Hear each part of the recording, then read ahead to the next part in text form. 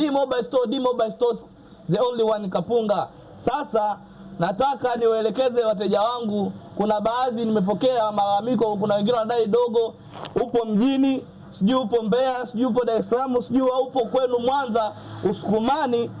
Hapana tajiri, mimi nipo Kapunga hapa na maana ukipita kwenye page yangu ya TikTok imeandikwa D-Mobile Store Kapunga. Kwa location hiyo ambayo nipo, nataka nionyeshe leo matajiri ili usipate shida, usipate tabu kunipata D-Mobile Store. Na hii ndio location ambayo nipo. Mimi nipo huku kijijini.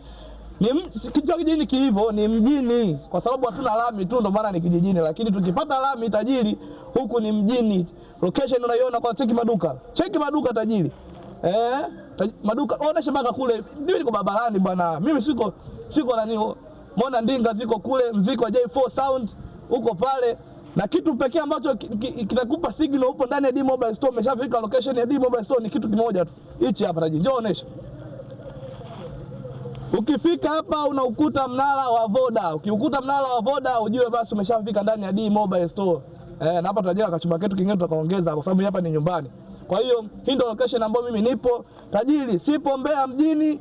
Wengine akasema dogo ulivyoenda Zanzibar basi umebaki huko umetengeneza duka. Hapana tajiri, mimi nipo ndani ya Kapunga hapa.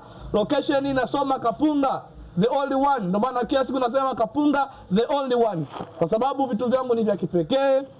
Location ndio hii, au kutokana na structure ya duka langu nimetengeneza tajiri. Nataka nipo mjini. Hapana, mimi sipo mjini. Nipo hapa kwenye jiji la Kapunga, mji kasoro lami. The only one here.